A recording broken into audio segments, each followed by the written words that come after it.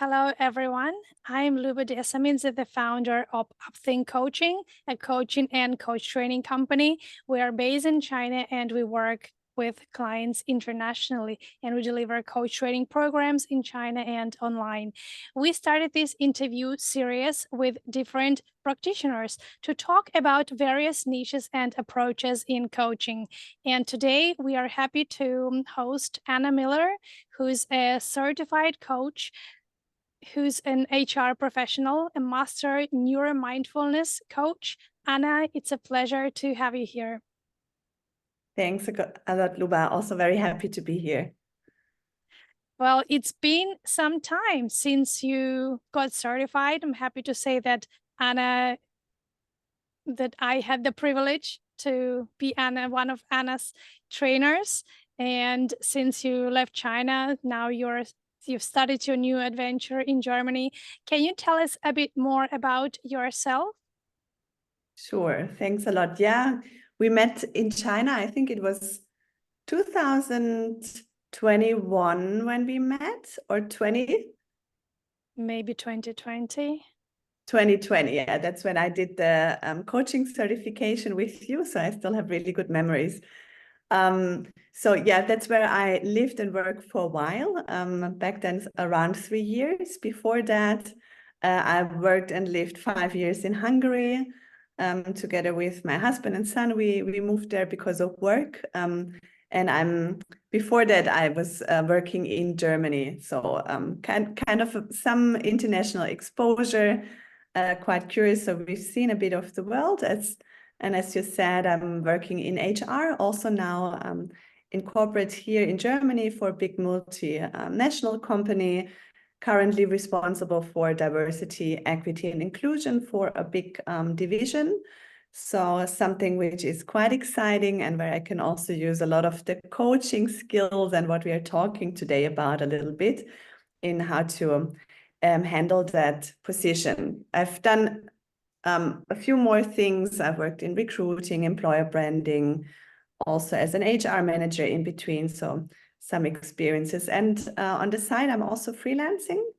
I do also coach people around their careers, around personal development, and some training. So quite colorful life and things I'm doing. That's about me. Yeah, originally from Germany, as you probably hear from my accent, and now back. Wonderful. Today, we're here to talk about neuromindfulness coaching as a coaching approach. Could you tell us a little bit more? So what exactly is neuromindfulness coaching?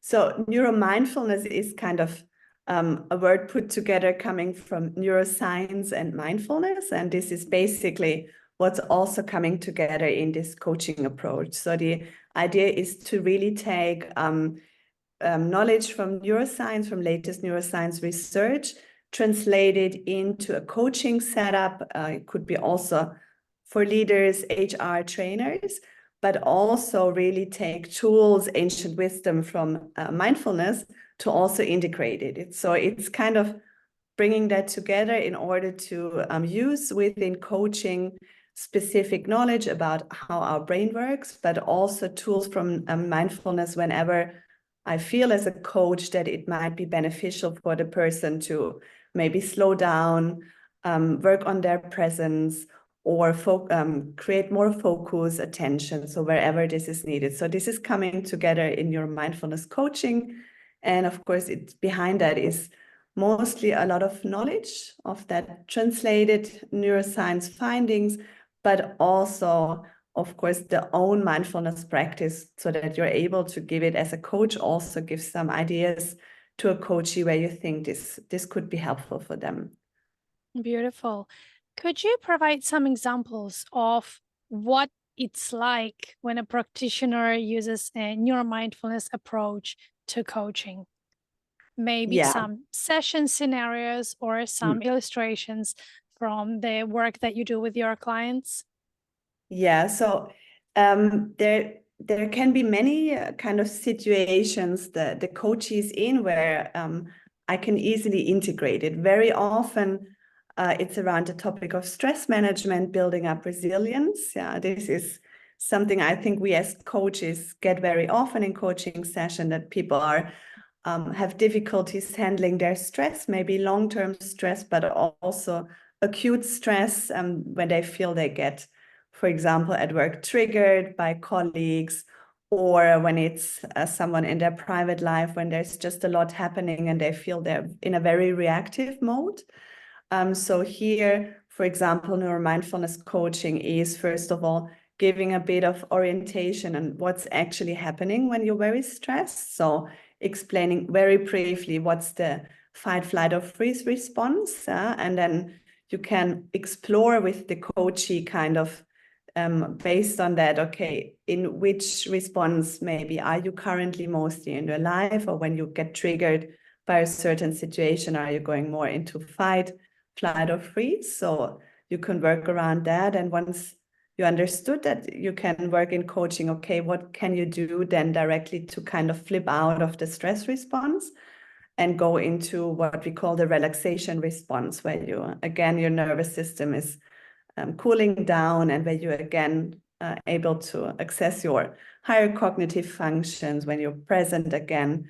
And this is exploring together, but on the other side, it's helpful to have that knowledge behind, because obviously there's ways which are researched and really work well. So I can bring that in on the side. So stress is a very common topic, also building up resilience overall.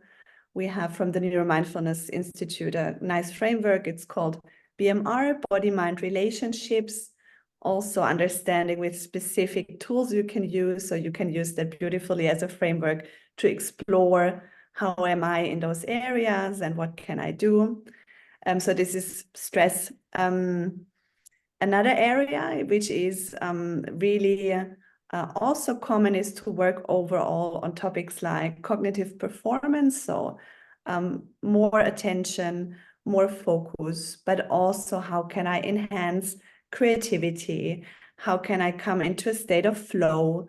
All those topics. And here, seeing if that's interesting for a person, also explore a bit what's behind, what is happening when we are in flow, what conditions do we need, and then see with the coach, okay, how can I create, for example, those conditions if I want to get more into the state. Yeah, so that's individual. And overall, maybe another area which could be interesting is what I call more the leadership coaching, leadership development, understanding team dynamics, and understanding the relevance of trust, human connections. What do people really need to work together and be performant? And here it would be, for example, exploring first a little bit, why is trust so important? Looking into oxytocin as a hormone, which is kind of creating that connection between people, and then exploring, for example, how can I as a leader create an environment where people trust me, but also trust each other, so that we have a better collaboration. So just some areas, there's so many more. And this is why, for example, I really love this approach, because you can integrate it very easily in all kind of coaching setups and challenges you are getting from your coaches. Can you tell me more about this? I think this is an important topic, especially for coaches who are certified, who are trained in the ICF model and framework.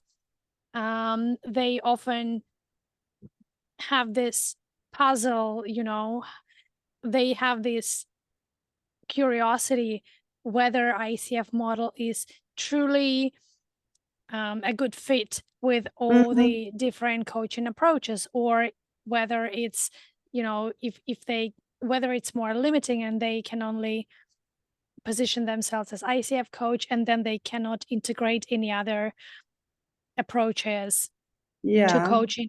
I personally believe that ICF framework fits very well into all types of coaching that people do. And that was one of the motivations for this video series, to get real examples from different practitioners, how they managed to marry these two approaches. A great question. For me, I don't see any conflict there. I think from from what I got through my ICF education is it's the perfect foundation for coaching, right? I mean, you learn the relevant coaching skills, you have the right practice.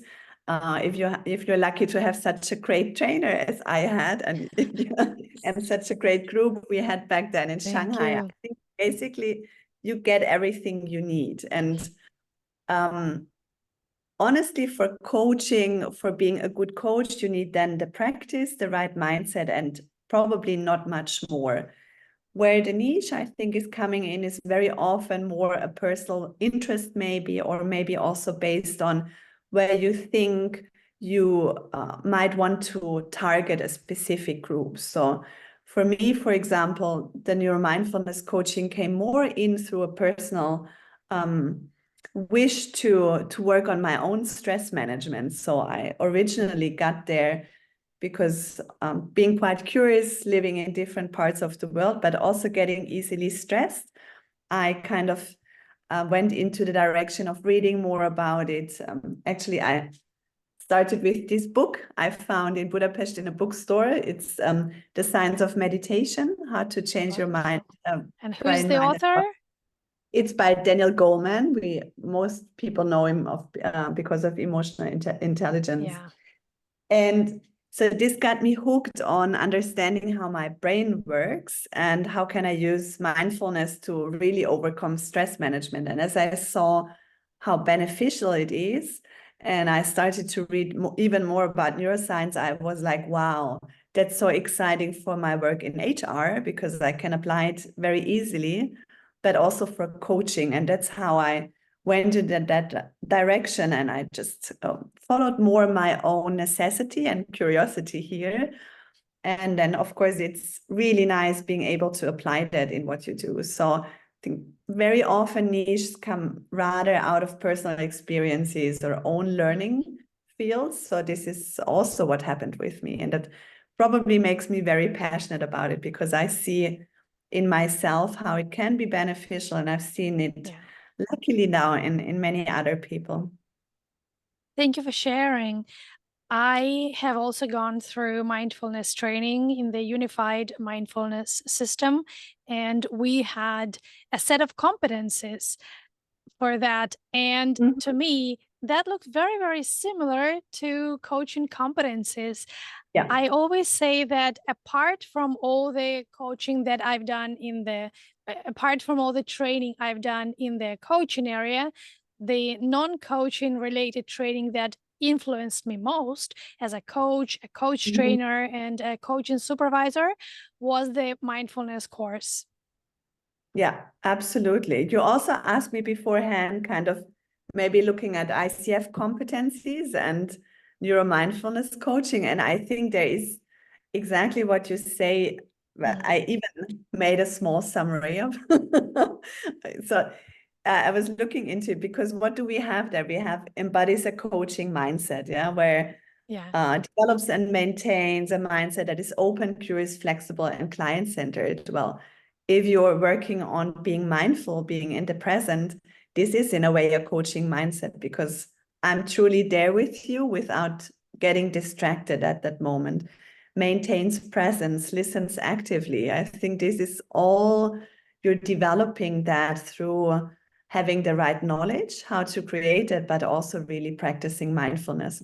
Cultivating trust and safety is also evoking awareness, facilitating client growth. I think, as you say, it merges so beautifully if you have your own practice, and it allows you to be more present and more in that moment with your coach, noticing the body clues, energy shifts. So I really see how it helped me and how I honestly need a lot less preparation as a coach. And I can be more just in the moment and understanding what is happening right now. It makes me also more flexible in a way and following less my own agenda, what I thought maybe would be the right tool, rather being there and seeing, okay, what does this moment need right now? Yeah, I totally agree. I specifically like to refer to mindfulness when we discuss coaches' self-talk, you know, when you ask a coaching question or you share an observation or you notice something but don't share, and you have this inner conversation going, is that a good question? Am I noticing the right thing? Is that about Mhm. me or is that about the client? Should I share? Should I not? I know this is going on a lot in coaches' heads. So I like to treat these thoughts or invite coaches to treat those thoughts as we do in mindfulness. So you just register a thought, Mhm. but you don't get carried away with that. You just Yeah. register and then you let it go, right? Get, you don't jump on the train and get away, but you remain present and let your thoughts, observations come and go, and you decide how to interact with them or how to engage with them. You do that with curiosity. So I think that's one of the practical skills that can be transferred from mindfulness practice to coaching. Absolutely. It's when, so in meditation, it's also part of the education. You understand what is happening, like kind of you have focused attention, then you get distracted, right? And what you do is bringing attention back, and that you get distracted again, you're bringing attention back. And as a Yeah. coach, that's what you do should do many times in a session, because you get carried away by your own train of thought. So having that mindfulness practice really helps to get back there and bring your full presence to the coaching setup. Yeah, completely agree. Mm, wonderful. You said that you make decision how to use neuromindfulness coaching with different types of clients. So I'm Yeah. just wondering whether you make the decision based on the type of request or type of Mhm. clients and clients' Mhm. needs, or maybe scenarios, or maybe you have people specifically coming to you for neuromindfulness coaching. Yeah. So, what informs your choice of the approach? Yeah, that's a good question. I also thought about it, and I think there's basically two groups of people. So there is coaches which come to me either as for me as a freelancer also, but I also work within my company. So as a coach, where mostly it's career coaching, development coaching, leadership coaching. So they approach me as a professional coach. And usually I tell a little bit what I'm doing, and I also see kind of are they interested in also maybe in Mm. this direction, and then I would integrate it more. But sometimes they come really with clear development goals. Maybe when they hear mindfulness and neuroscience, I can see there's no big interest. So I decide maybe in a session, if I see there is a topic where I would bring a bit of knowledge there to help them understand what is maybe happening in their nervous system or on a brain level. So that's one group. And the other group, I also often get people who really see what I'm doing and they're very curious about this specific approach, and they come and usually they tell me I'm also having a mindfulness practice, or I'm also a huge Andrew Huberman fan, which has a very famous neuroscience podcast. So I see they're also really curious about it. And then I proactively bring it in there. And I would probably go a little bit more into explaining the neuroscience behind, because they're so interested in it. And I see for those people very often having the knowledge also really is a big enabler for the coaching.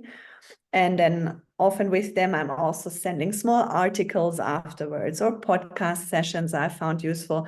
So I'm enriching it very much for them, because yeah, often these are a bit the geeky ones. So they really like to also get some reading and all of that. So these are the two groups usually I encounter: those who are just coming through coaching, where I integrate it wherever I think it might be useful, or those who are really interested in this kind of approach, where I use it very proactively and also explaining more about why I'm doing what I'm doing. Right. And what feedback do they give you as a result or as you progress in your mindfulness coaching? So, what are the clients' results? I think so, especially through understanding better how the brain works. There are many aha moments, like for on all sides, where they're like, okay, now I understand, for example, why I react the way I do, looking, for example, at fight, flight, or freeze, or they understand better why certain conditions help to be more focused, or why I get more easily distracted.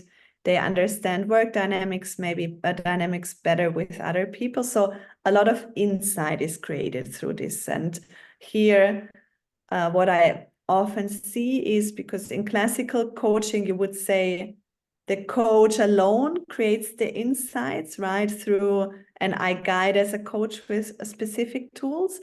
And here I see sometimes a bit of knowledge on how we really tick and work can create a lot more insight, because we don't know that. Most of us didn't learn this. So this is one area, insight and understanding. And what I also see a lot, and that's nice when I work with a coachee for longer.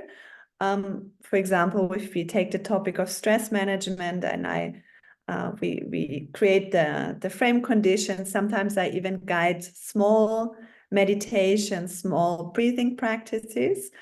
And I can see over the time we reflect on that, how they integrate it in their life. And really, I can see how they're handling stress better. They are less distracted, less reactive. So really big changes also in the way they cope with situations. And that's, of course, really nice to see if I get the chance to work with someone long enough to see those changes. Well, definitely, I can really hear how they create new habits that Yeah, they transfer to their life. So there's different clear practical application of this approach. It correct. all Yeah. And yeah, that's what makes me so excited about it, because it has the potential to really help people to change, as I saw it in myself as well. Great. I also see how it can be liberating for a person to understand there's nothing wrong with me. It's just how my brain works, right? It's not me, it's my brain. So, Absolutely. and because we don't know this, we tend to be more self-critical or maybe self-demanding, right? Or be really puzzled why I'm getting stuck here and there. And then we learn how our brain works. And maybe sometimes it's our brain that needs certain conditions to think in certain ways, right? To form certain neural paths. And I believe that realizing that can also can also bring more clarity to people and therefore some freedom. Absolutely. And yeah, another nice example here is what people often say when we talk, for example, about if a mindfulness practice could help them. And I say, how about trying meditation? So many people say, I can't meditate. I'm just thinking constantly. And it's so funny, because then I'm explaining, well, that's the whole thing around practicing your meditation. Even experienced meditators encounter that. It's about understanding what is happening and going through that cycle and bringing back attention. And this is the skill you're training in meditation, right? And very often I explain it, or we explain it, I see like people like, okay, it's not that I'm wrong or my brain is not capable of doing that. It's what's happening to everyone. And then they get curious and try it out. So as you say, it's very empowering understanding, well, this is how our brain works, our nervous system, also understanding the evolutionary background, right, which made sense maybe in another environment, but now in our modern world is really bringing us into challenges. For example, looking into digital addiction, things like that, where people are really frustrated with themselves, that are so hooked to their mobiles. In China, it's in Germany also a huge topic, but I think in Okay. China maybe even more. And people are very frustrated with themselves, and when they understand how this is created based on our nervous system, I think they can find better solutions, and it's less punishment and beating up. So yeah, completely. Totally. I have personally experienced, I've seen many times how mindfulness practice can elevate self-compassion, just being kinder to ourselves, and through that, also be more empathetic, less judgmental, more accepting towards others. So, on the topic of bringing your attention back, I guess it's important to notice when you bring your attention back, you do it without judgment, not blaming yourself that your thoughts went elsewhere, right? But just remaining observant and kind to yourself as you're noticing that your attention is drifting away. And that is maybe even more difficult than just to bring your attention back, right? Just take it with understanding and self-compassion. Yeah.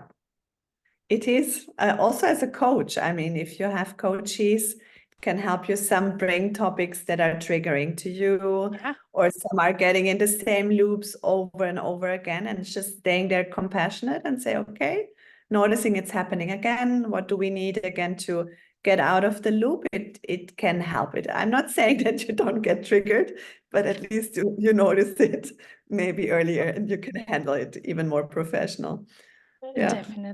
definitely. You talked earlier about fight, flight, or freeze response, and I got curious here. What's the boundary between neuroscience or neuromindfulness coaching and, say, therapy? Mhm. Because I assume that some of the responses, for example, some of the freeze responses might have been formed after some traumatic or difficult Mhm. experiences, and retraining them might be deeper work, not just talking through that or Yeah. realizing that. So, what is your take on this as a neuromindfulness practitioner? Like, I mean, like always in coaching, right? We need to, as coaches, be very sensitive on understanding what are the topics the coach is coming with. And for example, especially where I see when someone is coming with stress responses, or not sure if this is already going into burnout, etc. I would really need to look at it and get a feeling, can I help as a coach, or is this definitely something where I should refer the person to a therapist and to someone who takes professional care of that? Because in your mindfulness coaching, we don't touch trauma and all of those things, because is really more for those people who feel, I have a topic here. We are usually all very stressed, but where I still feel the person is capable and in a state where they can process the knowledge and try to apply it. So getting back to your question about fight, flight, or freeze, if someone would really be in a freeze state, then I would really consult this person to see which therapist might help in that situation, because you're not able to get out of that through coaching. You need other approaches. So I wouldn't say a therapist can also do neuromindfulness coaching as an education and, for example, enhance their skills in integrating mindfulness elements, or just getting also coaching tools, which I think in therapy are helpful. But definitely neuromindfulness coaching is not therapy. It's really working with people on a cognitive and emotional level on those topics to see how they can integrate it Right. easily into professional and private life. Okay, that is important. Thank you very much for sharing. So you mentioned personal mindfulness practice was one of the necessary skills in order to be able to use the neuromindfulness approach. Are there any other skills that a coach needs to possess if they want Mhm. to apply neuromindfulness approach with their Mhm. clients? Honestly, I don't think so, apart from being curious about it and being willing to learn and understand how our brains work and what is behind there, and then applying it to your life. Because in the education, there is a foundational course which is really guiding people through how does our brain work, and then all those areas: stress management, resilience, attention, neuroscience of human connection, mindfulness practices. So you're learning along the way. And then you can also see how you want to apply those. Usually you're not applying everything right away into your coaching practice. So you can just start what makes sense. And yeah, I really think it helps to also start then a regular mindfulness practice alongside. But there are also people who did the course who focus more on the neuroscience part and less on the mindfulness. There are others who take more the mindfulness part. So depending on your personal interest, but besides curiosity and a willingness to learn more about that and being open to mindfulness, nothing else really needed. Okay, that is great. I know that today we have an opportunity to demonstrate your mindfulness coaching, and I have volunteered as your coaching client for a short demo. Mm-hmm. So how ready are we to do this? Let's try. Let's see how far we get. Of course, I'm a bit excited doing a demo with my own coaching trainer. I But am a very good challenge. coaching client. I always say that I'm a great client. I'm very cooperative. Great. Yeah, you let me know when I should take over, Luba, for the small demo. I'm ready. I'm ready. Okay. So, Luba, we thought a little bit beforehand what could be a nice topic to explore together today in the small coaching demo, and we touched upon the topic of habits, creating Right. healthy habits, stopping bad habits, because yeah, we know usually for all of us that's a huge topic in our lives. So. Yeah. That's something I want to suggest, to look a little bit into what might be beneficial for you here to explore today. So maybe you have a specific idea already in mind on what habit you want to work or what habit you want to create. Right. I've had this habit on my list for about a decade, and I never moved forward with that. And that habit is related to a regular stretching practice and posture exercises. Mm-hmm. I do sit a lot, and I think I do work out regularly, but I also think that I want to do more stretching on a regular basis just to get some tension release and have a healthier body. Mm-hmm. So it would be setting up a regular stretching practice to improve your posture. Right, a posture and maybe mobility or flexibility. Okay. And you also said you already have a regular overall exercise practice, but you didn't integrate it yet into that. Correct. Okay, good. When you think about stretching, is there a specific idea you have in mind, how often you would like to do it, and what would the length be? I thought about that, and I think I'd be happy with, say, 3 times a week, 15 minutes per time. Okay, 3 times 15 minutes. Um, Any specific environment needed for that? So where would you be able to do that stretching practice? I thought that I'd love to do that at home. At home? Okay. Do you do your other regular exercises at home? No, No. I work out at the gym. Okay, good. Could the stretching be combined also with gym activity? I don't think so, because it takes more time, and the hours that I have for the gym, they can't be stretched.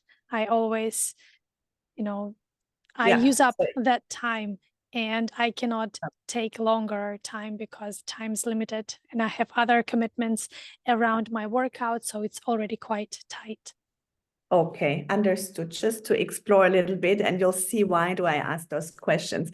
So here I Sure. would explain a little bit how our habits are formed, because we usually think we know how a habit is formed, but very often important elements are missing in forming the habits, and that's why we fail to create that habit. So there's basically 4 elements. The first, and this is already something where people usually don't know about, we need to have a trigger. So something kicking off the habit. And a trigger could be, for example, a specific day, time of the day. So I'm always doing this at this and that time. It could be an activity, for example, I do before. So I always do that after this and that. It could be also trigger a person I'm meeting to do that together, or a specific environment I'm in, which I attach to that habit. So a trigger, something kicking the habit off. Then we have the habit itself, so the routine, which we are building up through regularly doing it. And then the next element comes in for habit formation, which we also forget, is reward. When we do the habit for the first times, we need to reward ourselves afterwards for it, because this reward we are doing there at the moment is creating an additional dopamine kick. And dopamine is helping us to create drive and motivation to do it again. It's not coming through the habit itself at the beginning. We need an extra reward afterwards. And then we need to repeat that cycle over and over again until we have a stable habit. And then we don't need the reward anymore. But this is really important. So 2 elements here, the trigger and the reward, are very often overlooked. We only focus on the habit, doing the stretching, and then we are wondering, why do I quit this after a while?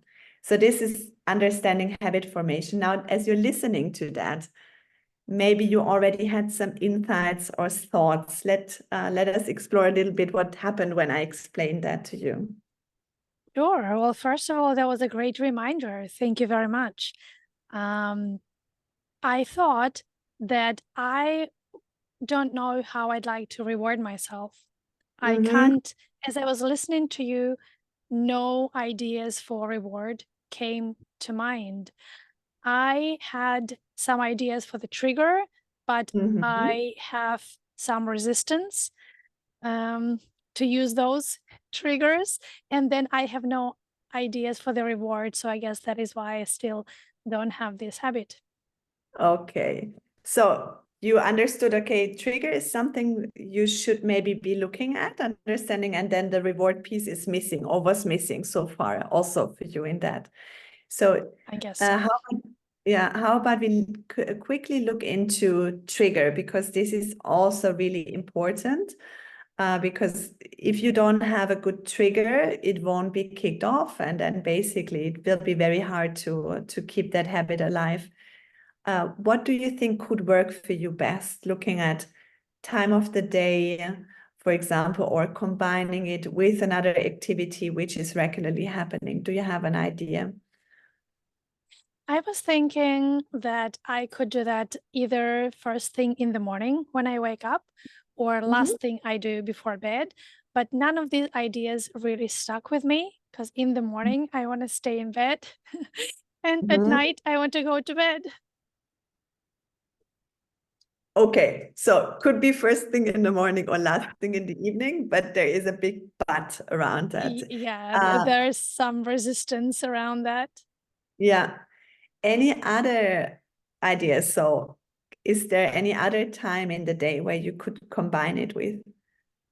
Well, technically, I could often find 15 minutes during the day, but then I find it sometimes difficult to disconnect from what I'm doing, especially if I'm in the middle of a big project. Mm-hmm.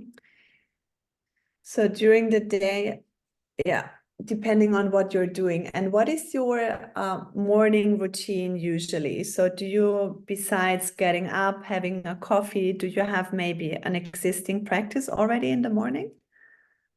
Um, I'm helping kids to get ready for school, and Mm, that takes a big part of my morning, and mhm, take them to school.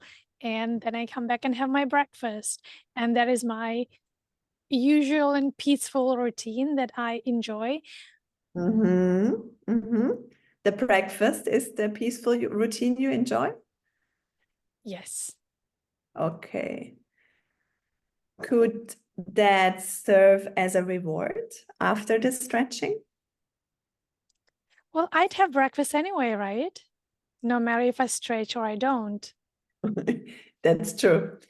Um, but you could look at it because exploring also with you the reward piece, right? Very often we can use something we're anyhow doing what we're feeling good about. So for some people, that can be also in the morning, having the first morning coffee, Mm.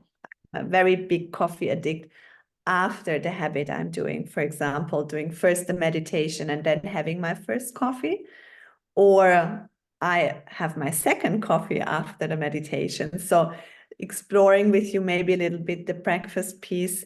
Could it be something to use as a reward, or adding something extra here around that could serve as a specific small extra dopamine kick your brain needs at that moment?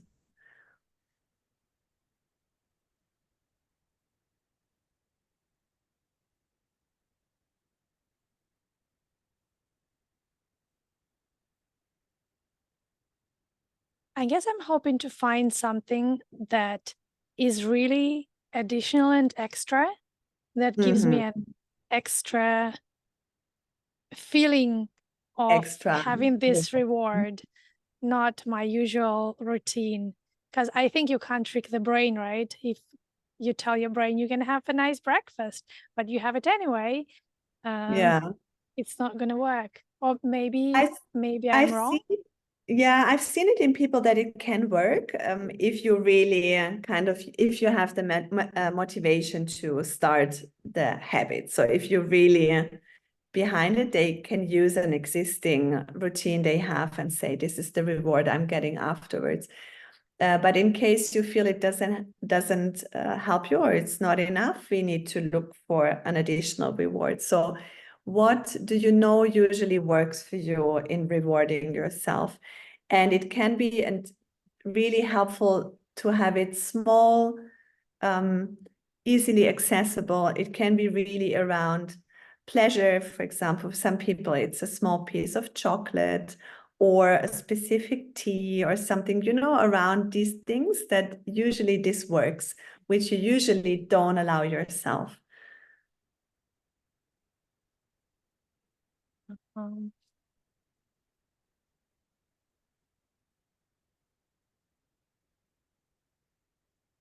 I'm just realizing that I feel so complete with my routine that I don't even know what to add to make me feel even better. Maybe that's why the habit isn't sticking. And what you say, I feel so complete with my routine. What do you mean by that? That I feel I have or I do everything that I like already, but I actually got an idea. As I was talking, I got an idea. What I'm really motivated with is seeing the results of my Yeah. efforts. So, Mhm. for example, if I keep a written record of how far I can reach when I stretch, if I Mhm. have a way to measure that, and then the see that it's progressing and I can, you know, stretch more Yeah. and more, then it's going to be very rewarding to me. And I guess that would motivate me. Very nice. Another thought I had when I saw you thinking about the small pleasures, etc. I saw like, okay, that's probably not how you're going to reward yourself. But for some people, it could be also through tracking, through apps, through ticking boxes. So, and you developed on that thought. I think it could help. You could set up maybe a sheet and writing like every day, how far can I Yeah. stretch, and tracking that progress. That's a nice reward, seeing the effects immediately. Yeah, I guess that sounds really motivating to me based on my approach or personality. So we have an idea for a reward, which could work for you based on your personality. Now we just need to quickly check again on the trigger or when to integrate it into your daily schedule, because otherwise it also won't work. So at least having a best guess what could work best should help here. And then you could start with that, seeing if it's enough to keep it going. I think that the trigger isn't too much of a deal for me right now. If Mhm. I have a reward in mind that is motivating enough, then I can definitely convince myself to do it either in the morning or in the evening. Okay, in a coaching setup, I would now say, okay, let's explore in the next session how it went with that approach, because it helps to have a very clear trigger. But that could be something to explore then, to see, did it work with the reward and the regular practice? And maybe do you see a specific trigger coming out of that you could even strengthen more? So, but I think for a start, this would work probably to understand better how you could build up this specific habit. Thank you. That was really nice, and I look forward to giving it a try. Me too. I'm looking forward to hearing from you how far you can stretch and if the reward is strong enough for you to keep going here. Wonderful. Thank you so much, Anna, for demonstrating this. And I agree that it's very nice to know the theory, not to blame myself for the habit I cannot implement for 10 years, but just realizing that something's missing in the process. Yeah, Although I definitely know the process and I do know how habits are formed, but even with that, it doesn't mean that I always apply what I know, yeah, or at least yeah. not in all the situations, right? So it was a great reminder. Thank you. Correct. And often we think kind of, even if we know, we tend to think, I don't need a trigger or I don't need the reward, but well, it's not true. Well, our brain needs it to form that habit. Once I'm there, I don't need it anymore. But the problem is we need to get there first.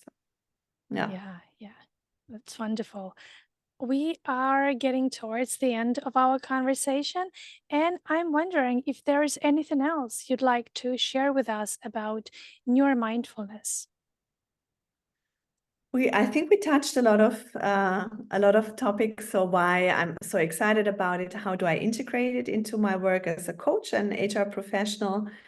Maybe what could be helpful for people listening to that, it doesn't have to be only used in a classic coaching setting, but we've seen also many people taking the practitioner course, integrating it into their educational practice, into their own leadership skills, just for themselves. So it's quite versatile in the way you want to use it. For those interested, I think maybe you're going to link the course so they can explore how it works. Maybe one thing Sure. we didn't touch before, it's also it gives you ICF points. So overall for the first two levels, you get 40 CCEs. That might be interesting for people to know. So also ICF acknowledged course, which is, I think, nice to integrate it into your other educational coaching journey. And the rest, yeah, you can find everything online. You can find me online, quite active on LinkedIn if people are interested to exchange with me. I'm always happy to meet new people, to share my knowledge, and yeah, to exchange on these exciting topics. Maybe that's important to know as well. Thank you, Anna. Thank you for sharing, and thank you for joining me today. Thank you for yeah, having that time together with you across continents. And yeah, all the best for you as well, Luba. I hope we can meet one day again in person. Thank you.